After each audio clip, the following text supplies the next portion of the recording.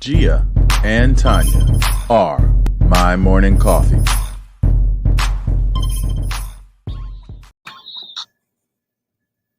Well, good morning. Good morning. Welcome to another edition of My Morning Coffee, where the conversation is always hot, bold, organic, and full of flavor. And today we actually got a little flavor to share with y'all. My Morning Coffee has gone international, and we have our own rum now. Miss Gia, why don't you go ahead and tell them about it? You're on mute. Good morning, everyone. Good to see you. It's been a minute since we've been on here, so I'm glad to be back. And like Tanya said, we've gone international. Yes, we have our own My Morning Coffee rum. Check it out. Yes. So this happened actually kind of, I guess, organically. I happened to get away for just a brief minute, a few days, and I went to St. Martin and went to a wine distillery and did a rum distillery and did a rum tasting, and they had all kind of deliciousness there. So now I think my new drink is I just drink rum straight. That's how good it was. Okay. So so we learned about the distillery and the wine and the rum maker and how it came about over there and stuff. And they also have a restaurant. So we happened to go to the restaurant after our tasting, and we met the owner of the rum distillery, Topper himself, because it's Topper's rum distillery. So we met him. So of course, you know me, Tanya. I'm always, well, no, you don't. Well, I don't always talk to people, but sometimes I feel myself, and I'm sociable, right? So so he happened to come to our table and was talking and everything, and we were talking and just about the business, him and the island and stuff like that. And me, I always get a hair up my behind, and I said, oh. So since he's all friendly with me and everything, I might as well throw it out there, right? So he asked us if we got a chance to meet the rum maker while we were there. We were like, no. And he's like, oh, well, here she is. She's coming up right now, which happens to be his wife, right?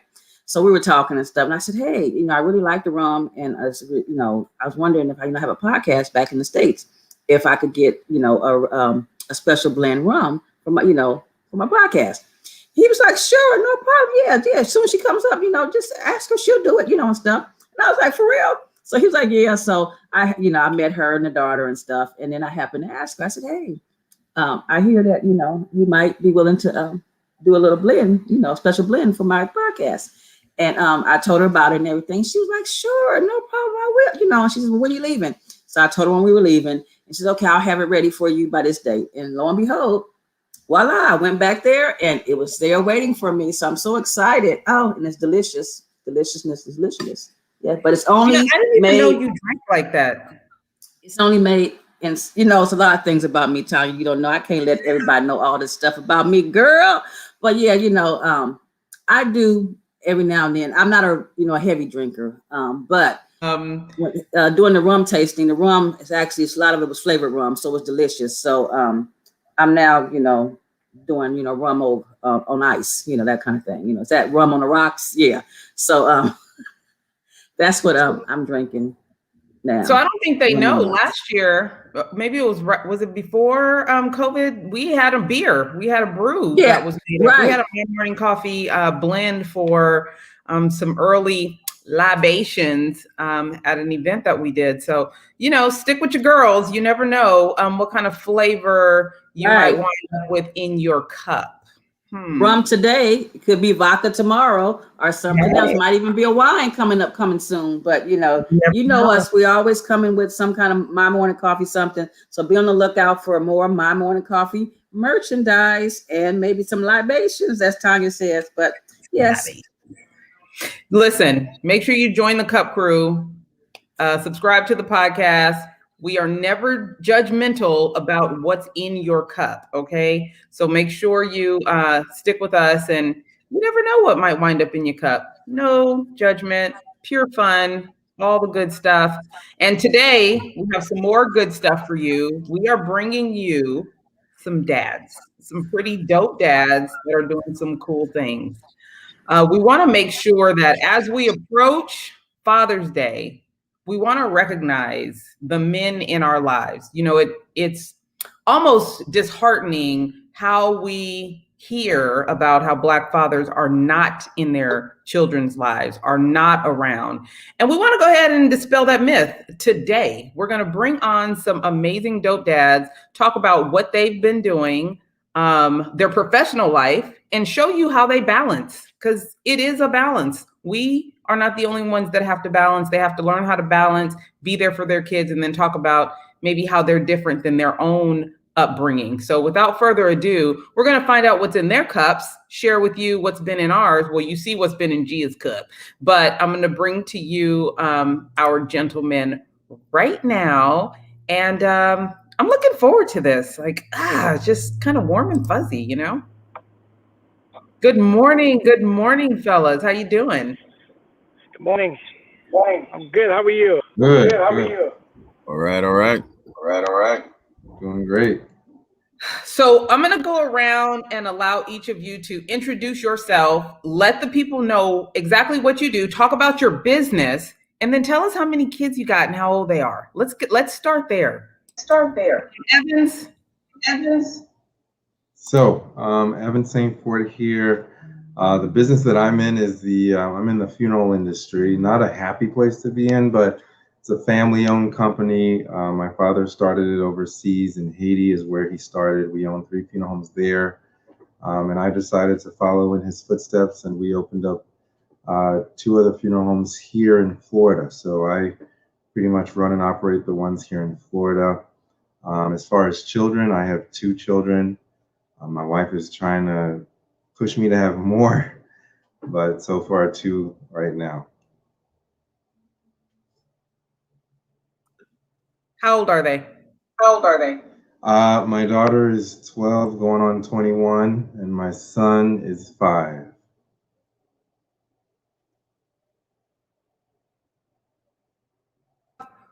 What has Father's Day typically looked like for you?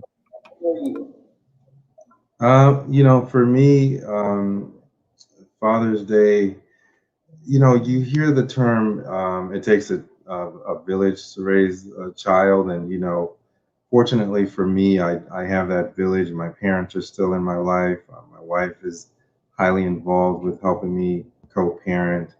And I'm going to even go as far as to say I'm thankful for our nanny, because she helps out tremendously too, because my wife is also a professional. So it definitely takes a village. And I'm very fortunate to have a huge team that surrounds me, that helps me and my wife with our children. So you mentioned balance earlier. It is crucial. It's key because, I do put in a lot of time into the office, not to say that I have to at this point anymore, but it has taken a lot of my time. And learning the balance in the beginning was really tough.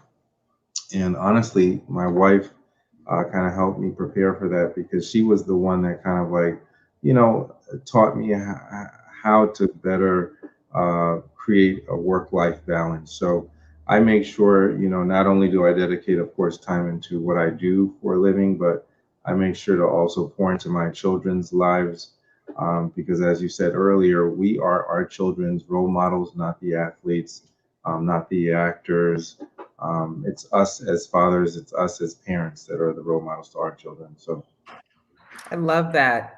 Now, Chef Brown, let us know a little bit about you. Clearly, we know what you do, but we want to hear a little bit more about your fatherhood and how many you have, their age, and how you balance and what Father's Day looks like for you.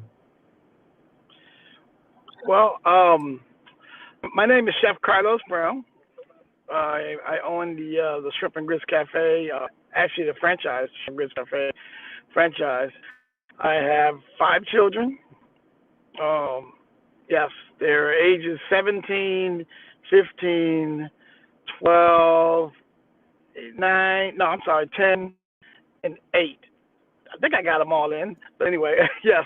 So I have 5 wonderful children. And fatherhood has been very interesting. We have a very talented group of children, which they all run track or do music and all those good things. It's the balance of work and being an entrepreneur and being a father is really important. My restaurant's in Charleston, South Carolina, opening 2 in Atlanta, so I travel a lot. And so the balance comes in where we have to make ourselves sit down and say, okay, you own these business, you're a businessman, but you're a father first. And so I make myself available to my children. I also do something that is very important, vitally important, especially in the African American community, is, we do family counseling. We do life coach. We make sure that we keep a balance, and we ask our kids, hey, what is it that we're doing that we can do better? So we have those dialect, those conversations. I think that's what I'm about is saving hospitality. I believe hospitality begins in the home, and so I try to model myself as a hospitality major type guy that says, okay, I'm going to start in my household and make sure that I develop this gift in my house first, so we cannot be another family that are going through divorce and things like that. So I think it's very vitally important. So fatherhood to me is wonderful. Is wonderful. Such a blessing. It sounds like home training, which a lot of people seem to be missing these days, is something that they get from your household. Yes.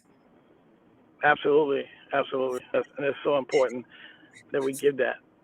So I hope that coaching that you do, if you have any recommendations for some of the people that seem to have lost their way in regards to having home training, hospitality, things that their parents taught them, we might need to share that information, because seems these days folks is missing a little home training, hospitality, manners, things like that. Listen, I'm just glad that you're doing it. What a blessing. Thank you. Mr. Steve, go ahead. Before you go to the next guest, Chef, can you say the name of your restaurants again? Because you said you have 2 in Atlanta, and the reason why I'm asking you to do that, because I have family and I got a lot of friends in Atlanta, and I want them to support your business. So can you give your business a shout out again? What's the name of the restaurant? It's Shrimp and Grits Cafe. It's a brand new franchise. Actually, you guys are the first time I've ever announced it.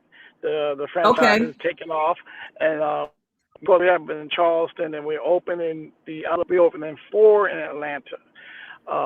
4 in Atlanta, 2 in Phoenix, Arizona, 2 in Dallas, Texas, and the list goes on. And so, Shrimp and Grits Cafe, brand new. I'm inside the Smithsonian Museum for Shrimp and Grits. And just a little background on the Shrimp and Grits. I took the history they came from. I'm from the Gullah culture, and explore our culture, because you go around the world and you see shrimp and grits on everybody's menu, and everybody's trying to do it right. And man, it's an amazing gift that for.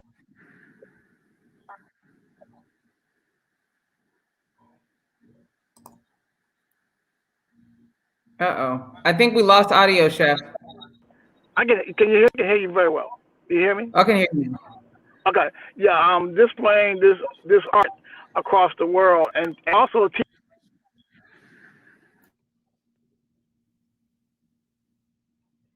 cut out again. Okay. Mr. Sneed, let's get going with you. And I want you to let us know all about the Sneed family. That could be a long story. Where do you want to start? Let's start with I'm sporting the company brand. Hey. Love it. Oh, let's see. Where do you want to start? Oh, let's see. Okay, I'm gonna proceed with the questions you asked the other guest. Fatherhood. I'm a father of 2.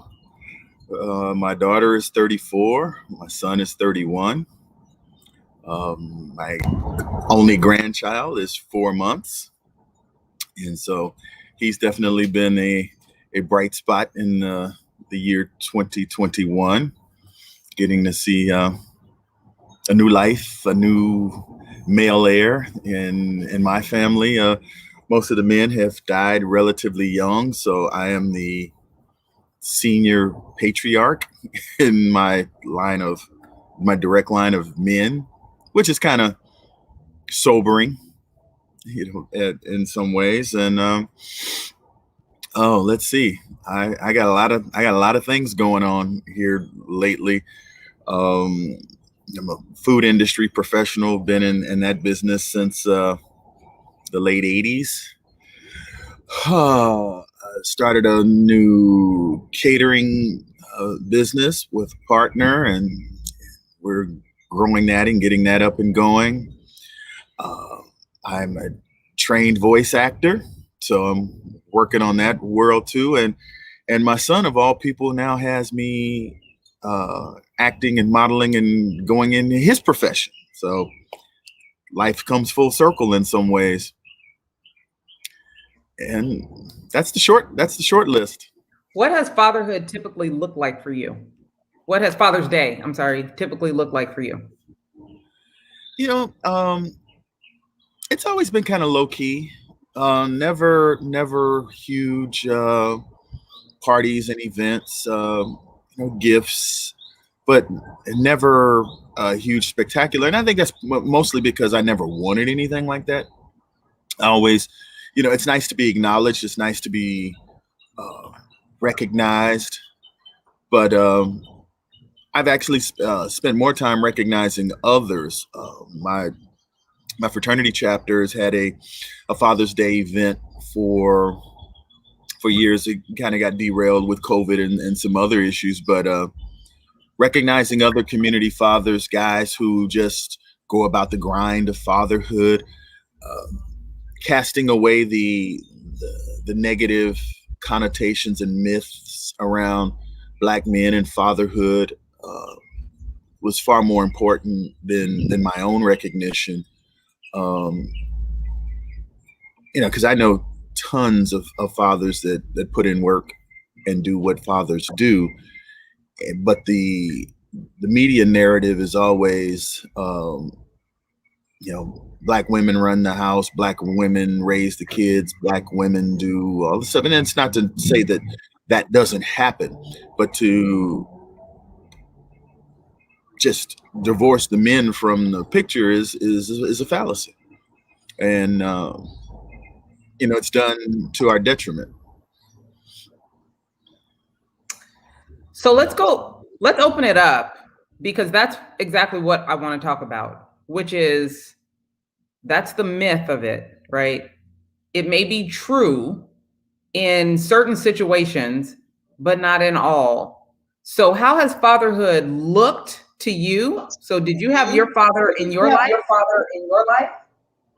And how does it look different now than when you were growing up?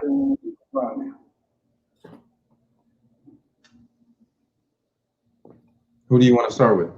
You either one. You can go right now. Okay. Yeah. So I'm very fortunate. I still have my father involved in my life today. And when people ask me, who I guess was your role model, who's your mentor, I usually divert. It's funny because I don't really tell him that like that, but I would say that my father's been more of my role model, my mentor. As you can see, I'm doing similar things to him.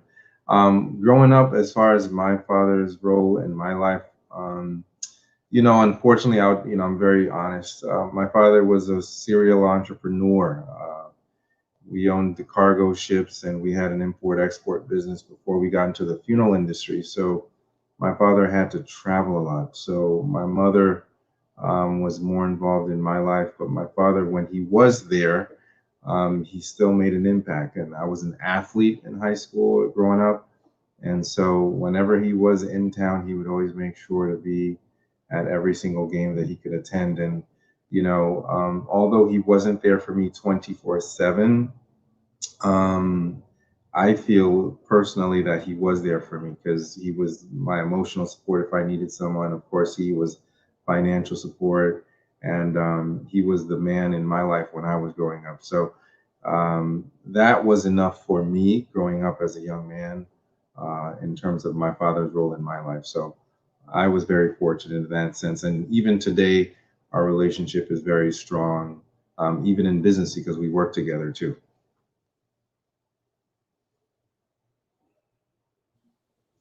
Jeff? Chef? Okay, I'll go next. No, my father wasn't in my life. He actually died in his middle 50s in a prison in Huntsville, Texas. And it took me a lot of years to even articulate that and say that out loud. And now I'm saying it about as publicly as I've ever said it on this broadcast. But my grandparents, his parents, did what they could to fill in the gap. And my father got connected with drugs and drug crimes in his middle to late 20s, from what I could gather, and spiraled downward from there. But my grandparents did what they could to fill the gaps. They made sure I stayed connected to them and family members. I spent summers in junior high school, and I think my first year in high school with them in Dallas area every year. So I've always felt connected. I never lost connection to that side of my family. It's just I didn't have my father around, and then when circumstances were such that he was out and about, we struggled with our relationship in some areas, because at that point I was a grown man, and it was a little difficult for him to reconcile that. It's like, you want to be a father. It's like, we got to relate on a different level. So that kind of shaped how I attempted to be there in the lives of my kids. I don't think I ever missed any kind of event they had, any sporting event, at most practices, as well as games and everything else, and did all the PTA and all of that type of stuff. And it was really just I wanted to make sure they were okay, and because they both had stints in some pretty high level private schools, as well as mixed race schools. So I'm always concerned about how my Black kids are being treated in predominantly white environments. And so I just tried to be there as I can. As they've come into adulthood, it was like, okay, you grow up, do your own thing. And most recently, we've all kind of reconnected again in a very cool and organic way of just being good friends, which is great. And at their age, they don't necessarily need a father figure. They want a father. So I love that. Definitely appreciate it. Chef, talk to me about what fatherhood looked like to you. Well, I didn't raise up with my father as well. I knew my father, but I'm pretty much raised us. But they're still great pointers. My mother would teach us to respect our father, even though that he wasn't there. So I raised up with the respect for him, in spite of him not being in the house.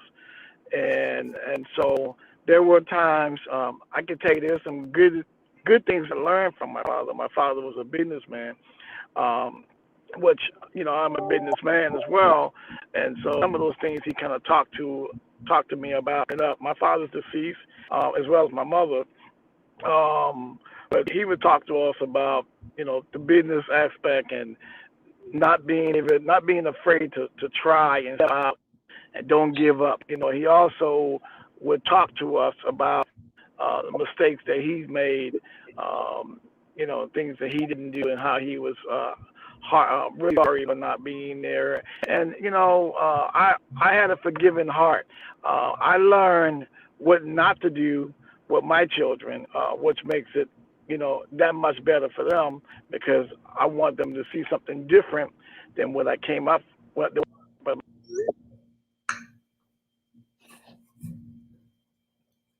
Uh-oh, You cut out.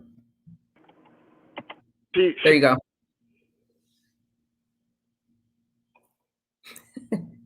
It cut out again.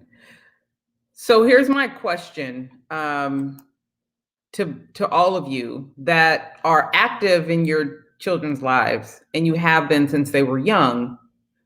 Most of us have had people in our lives that were not necessarily our parents, always, that were an influence on our life. How do you, or what situations have you been in where you recognize that you're not just an influence on your child, on their friends, and maybe younger relatives, other small relatives that come with them, come home with them, meet out at the track meet, or in different sporting events.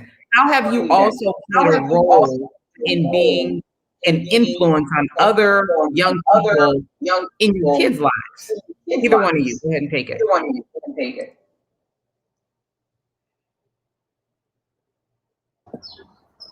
I'll take that. So when my son was playing AAU basketball, and I was one of the assistant coaches and whatnot, I got really close with a lot of his teammates, and I talked to him about pretty much everything. I was the cool pops, and at the time, my son, whose name is Jason, he went by the nickname Jay Smooth, and so then his buddies start calling me Papa Smooth, and so it's like, oh yeah, Papa Smooth said this and those kinds of things. It was kind of funny, and one day, well past high school, I think Jason had finished college, and he said to me, I always felt a little jealous of how you talk to my friends, because you didn't talk to me the same way. And I had to pause and process what he was saying, and my response was, and it was, well, you were my son, and they weren't. So I talked to them about life and things differently than I talked to you, but it wasn't intentional. It wasn't, you were there in the room. He's like, yeah, but you weren't talking to me. You were talking to them. And it's just one of those things that shows how you can communicate in a room, you can be in places and spaces and think you're talking to everybody the same, but everybody hears things a little bit differently. And that was pretty eye-opening. Another for me, a real quick story, was when I was in 6th grade, a basketball coach, playing in a YMCA league, Elgin Baylor League. First place I ever got to meet Elgin Baylor. And coach would come and pick me up and take me, because we didn't have a car, we didn't have transportation and all of this stuff. And I think I wound up playing for him for 3 years. One of the first meetings I go to the Sigma House after I had crossed into the fraternity, I go to the graduate chapter meeting, and I look and I'm like, Coach Holt, what are you doing here? He's like, Jeff. And that was it was so heartwarming for me to see that a man that I had admired all these years, I wind up joining his fraternity. And that was so cool. And, we chopped it up to the extent that we could. I'm, college now, and I last saw him when I was like 7th grade, but it was still the whole fact of the matter was just, one of those moments I'll always cherish. So you had an effect on your son's friends, and you were affected by someone else. So the influence just keeps getting passed down. I love that. Mr. St. Ford, speak to me. So, my children are pretty young, so I'm still going through the motions in terms of, what effect I'm having on my children. The only thing I can say in terms of that is I just make sure that what I do around them is what I would want, I guess, other parents to do around my children. So I grew up in church, and I still pretty much do the same with my children. It's the way I was brought up, in terms of just making sure I have a spiritual background, so I want the same for them. So I also have my children involved in different athletic sports, basketball, my daughter tennis and volleyball.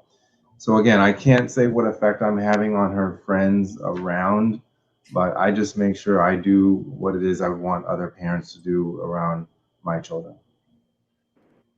Definitely. Chef? Definitely. Chef? Yes.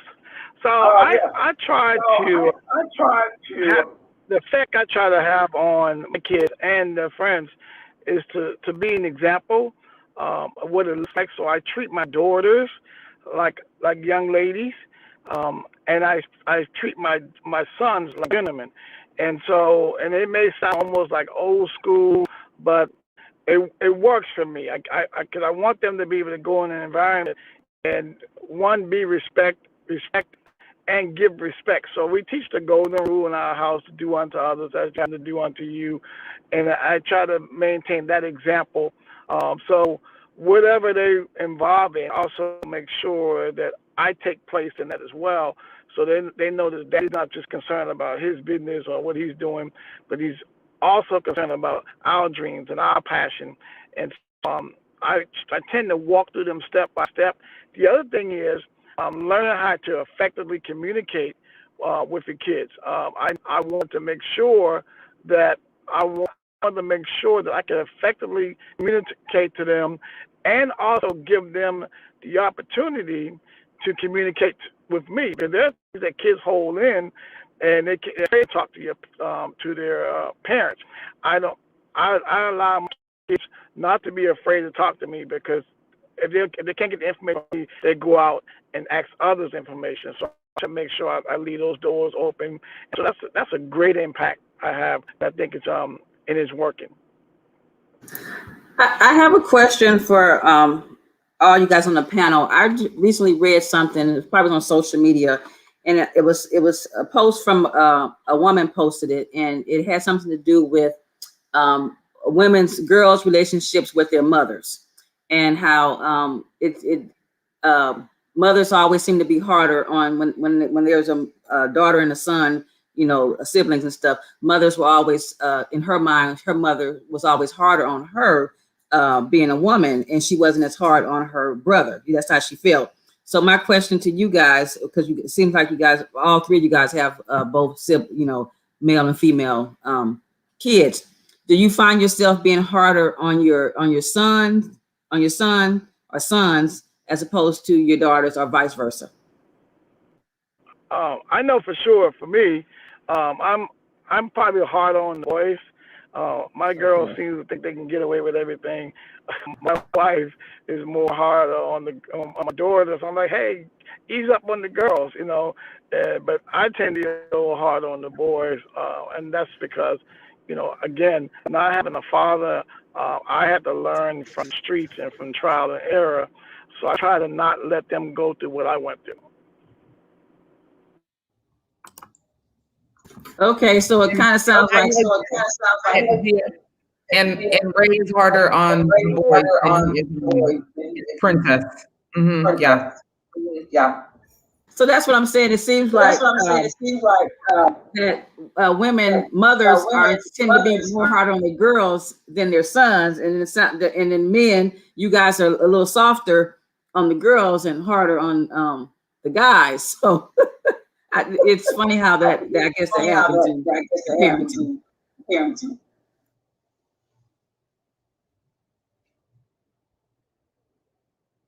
I'm actually, I would say, soft with both of my children, unfortunately. I'm not proud to say that, but I'd say my wife is definitely more of the disciplinarian. I'm more of a hot or cold person. So if you push me to the edge, you don't want to see that side of me. So my wife always complains, and she's like, why am I so soft, or why am I so nice to them? So, typically if they're misbehaving, they tend to come to me, because I'm going to just try to like calm the situation down, because my wife is definitely the discipliner. Not that I'm proud to say it, but I'm more of the nice guy in my household to both of my children. Well, we came for truth, and you get the truth.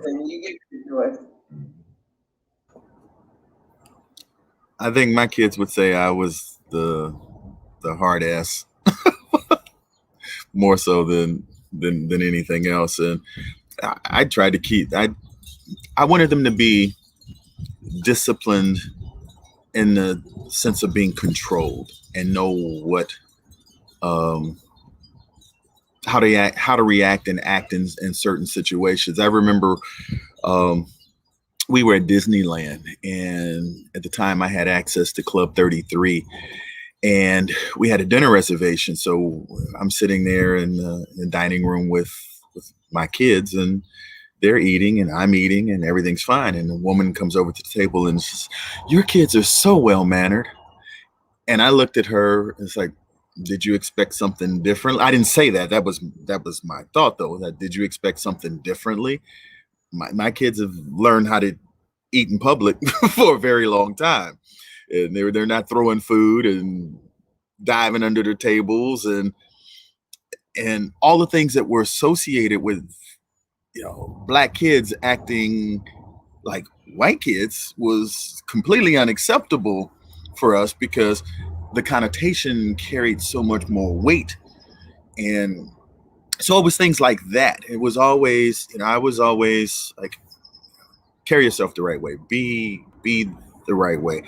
So yeah, so I think I was, equally as tough. I don't think there was any favoritism for one or the other.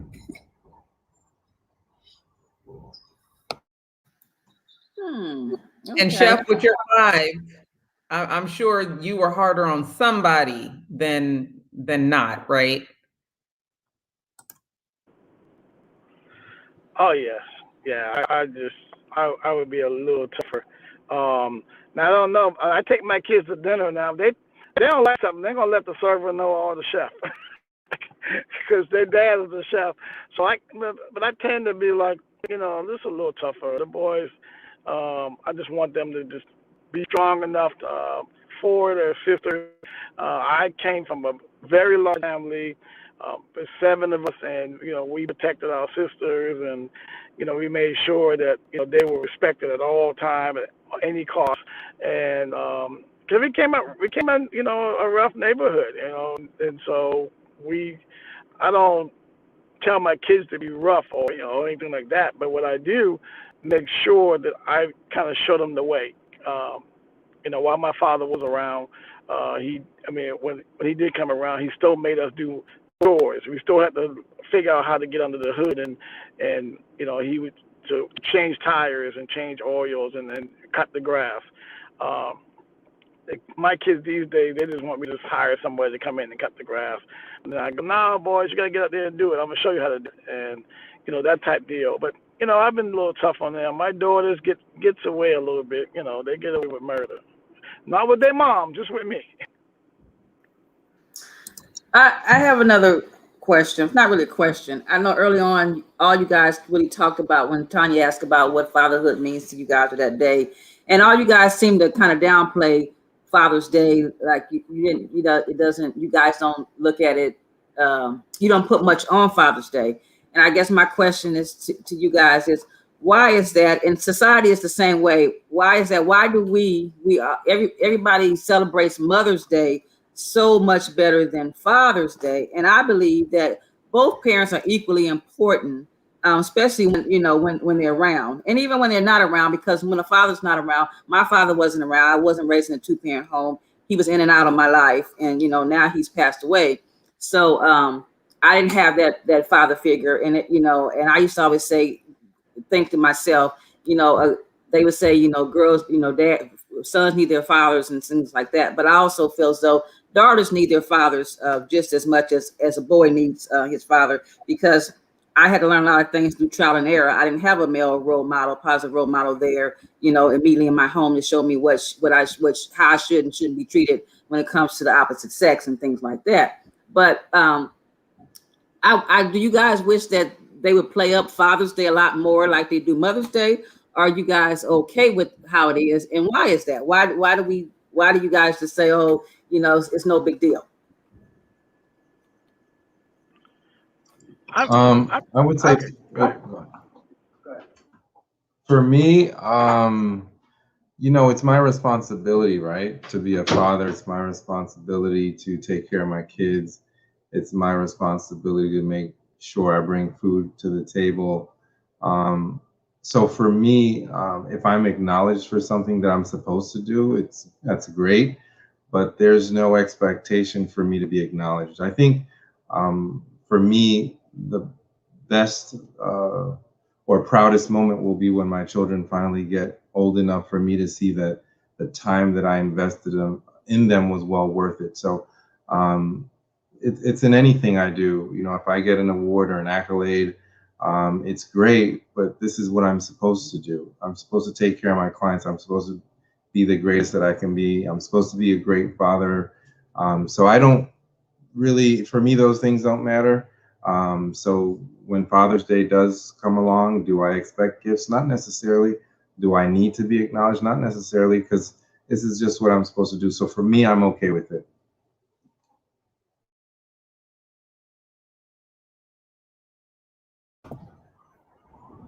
Likewise, I'm okay. I'm okay with not getting gifts. Actually, I tell my kids, hey, let's save that money. Let's save that money so we can put it aside for your college. Because I feel like it is my obligation to be a father, and it's an honor to be a father. And so I'm not into, it don't have to be it's not a big deal for me. My kids told me yesterday, what do you want for Father's Day? I said nothing. I said, well, I guess we're gonna have spaghetti. And so, because they know I love spaghetti. And so I was like, okay, that's fine. You make spaghetti. That's what I'll have.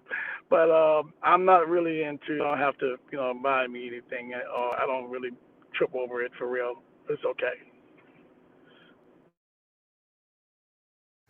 And I guess when I threw it out there, I wasn't talking about the gift giving, because I don't really believe in all of these gift giving holidays. What I'm saying, it just seems as though Mother's Day is so much more of a big deal than Father's Day. And I feel though fathers, you guys get cheated a lot, because if you think about a lot of things, the restaurants are packed on Mother's Day. They're not as packed as they are on Father's Day. It's just things like that. What I'm talking about is like, I think both people are equally important, and I know mothers probably doing a lot more because we're nurturers, and I get all that and stuff. But I just think you men, you get the short end of the stick, you get downplayed. And it's not about the gifts; it's just about, I think that Father's Day should be bigger than what we see in every day. That's all I was saying. Yeah, no, I agree with that, and because what happens is that particularly for Black men,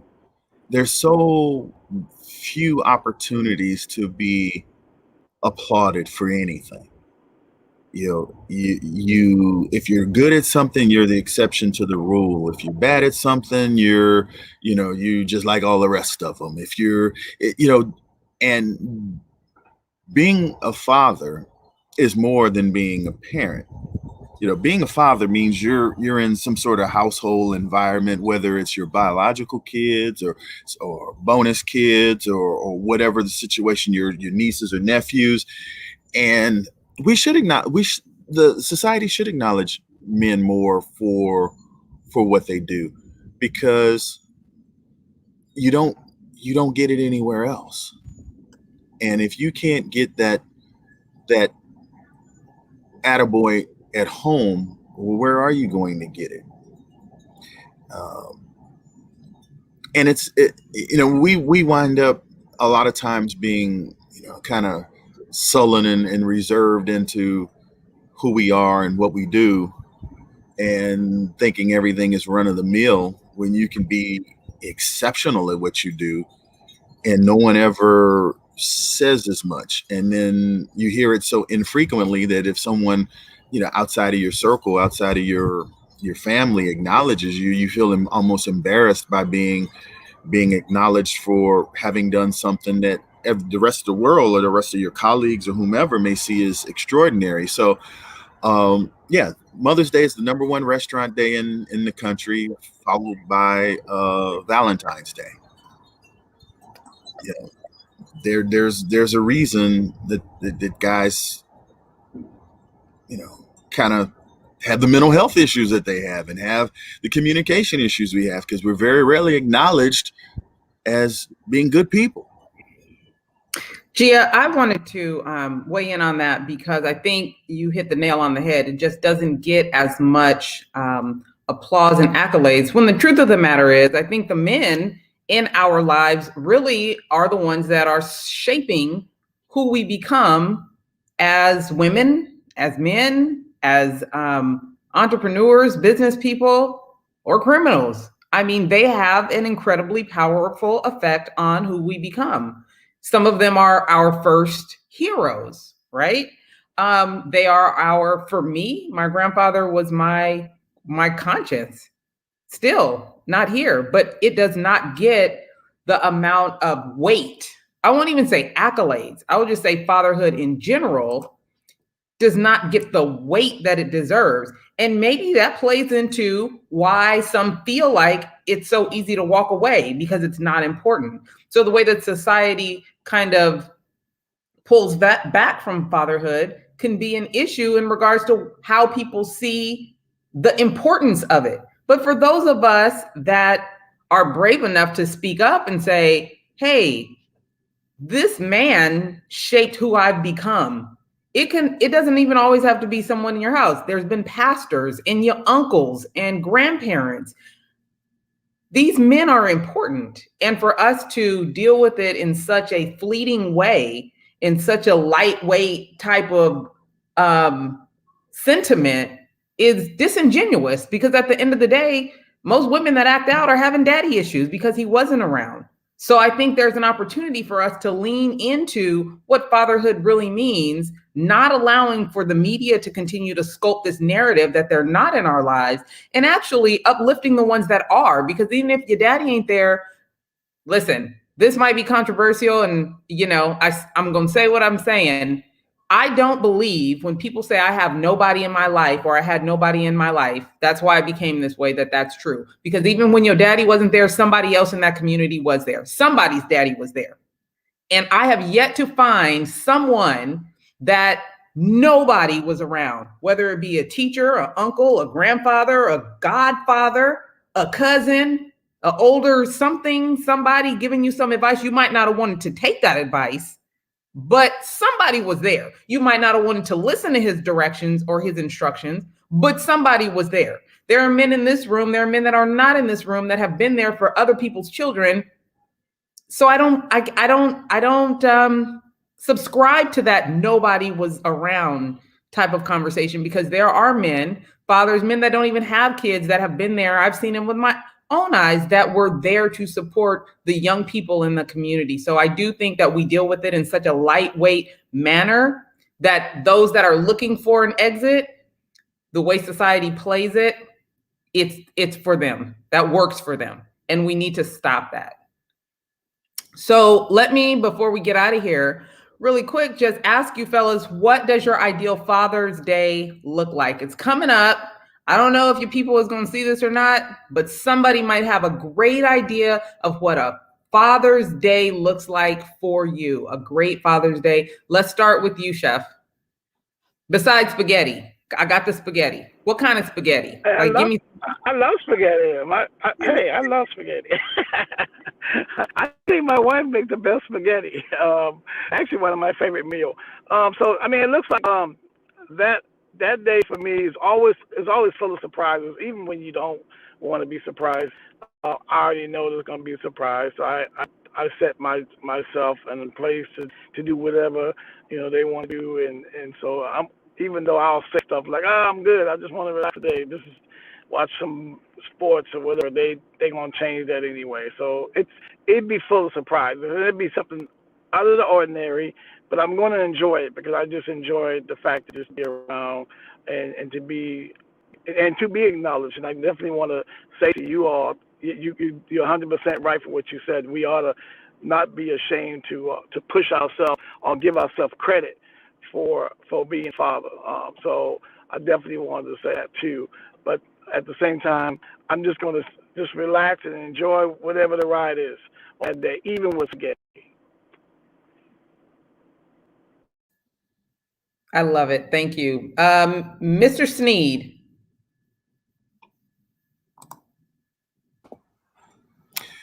This one is going to be a little more special because it's my first Father's Day as a grandfather, and it's my son's first Father's Day. So we're planning to make it a little more special and have the family bond and get everybody together, and whatever happens with that is cool, and enjoy each other's company and whatnot. But I think it's part of the aging process. You pay more attention to legacy. You pay more attention to your place in history. My son and I have talked a lot more about genealogy, and I've tried to find as many pictures of the men in the family going back probably 3-4 greats in terms of the grandparents and things like this. And it's important because I not to make it a downer, but I've learned so much more about relatives and family and friends at funerals than anybody ever talked about in any other setting.